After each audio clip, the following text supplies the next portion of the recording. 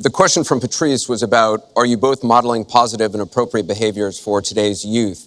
We received a lot of questions online, Mr. Trump, about the tape that was released on Friday. As you can imagine, you called what you said locker room banter. You described kissing women without consent, grabbing their genitals. That is sexual assault. You bragged that you have sexually assaulted women. Do you understand that? No, I didn't say that at all. I don't think you understood what was said. This was locker room talk. I'm not proud of it. I apologize to my family. I apologize to the American people. Certainly, I'm not proud of it. But this is locker room talk. You know, when we have a world where you have ISIS chopping off heads, where you have, and frankly, drowning people in steel cages, where you have wars and horrible, horrible sights all over, where you have so many bad things happening. This is like medieval times. We haven't seen anything like this, the carnage all over the world. And they look and they see. Can you imagine the people that are, frankly, doing so well against us with ISIS? And they look at our country and they see what's going on. Yes, I'm very embarrassed by it. I hate it. But it's locker room talk, and it's one of those things. I will knock the hell out of ISIS. We're going to defeat ISIS. ISIS happened a number of years ago in a vacuum that was left because of bad judgment. And I will tell you, I will take care of ISIS. So, Mr. Trump, we should get on to much more important things and much bigger things. Just for the record, though, are you saying that what you said on that bus 11 years ago, that you did not actually kiss women without consent or grope women without consent? I have great respect for women. Nobody has more respect for women than I do. So for the record, you're saying you never did that? I said things that, frankly, you hear these things are said. And I was embarrassed by it, but I have tremendous respect for women. Have you ever done those things? Women have respect for me. And I will tell you, no, I have not. And I will tell you that I'm going to make our country safe. We're going to have borders in our country, which we don't have now. People are pouring into our country, and they're coming in from the Middle East and other places. We're going to make America safe again. We're going to make America great again, but we're going to make America safe again. And we're going to make America wealthy again, because if you don't do that, it sounds harsh to say, but we have to build up the wealth of our nation. Right now, other nations are taking our jobs and they're taking our wealth. Thank you, Mr. Trump. And that's what I want to talk about. Secretary Clinton, do you want to respond?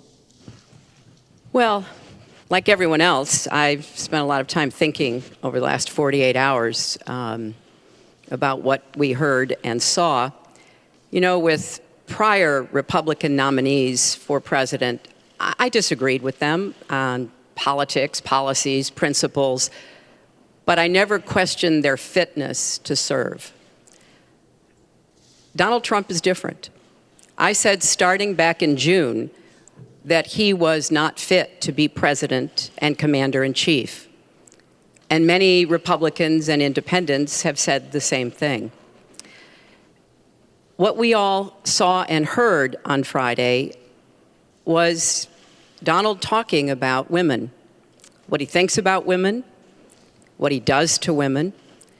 And he has said that the video doesn't represent who he is, but I think it's clear to anyone who heard it that it represents exactly who he is, because we've seen this throughout the campaign. We have seen him insult women. We've seen him rate women on their appearance, ranking them from 1 to 10. We've seen him embarrass women on TV and on Twitter. We saw him after the first debate spend nearly a week denigrating a former Miss Universe in the harshest, most personal terms. So, yes, this is who Donald Trump is. But it's not only women, and it's not only this video that raises questions about his fitness to be our president, because he has also targeted immigrants, African Americans, Latinos, people with disabilities, POWs, Muslims, and so many others. So this is who Donald Trump is. And the question for us, the question our country must answer, is that this is not who we are.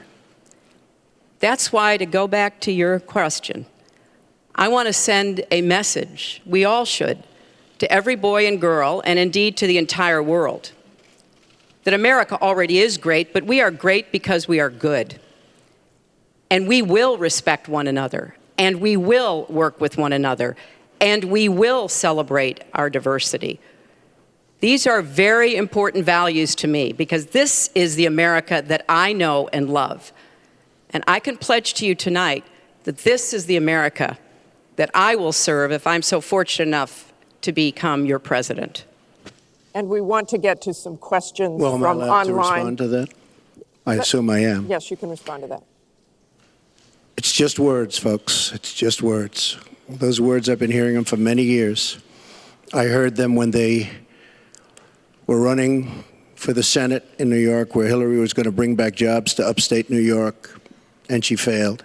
I've heard them where Hillary is constantly talking about the inner cities of our country, which are a disaster, education-wise, job-wise, safety-wise, in every way possible.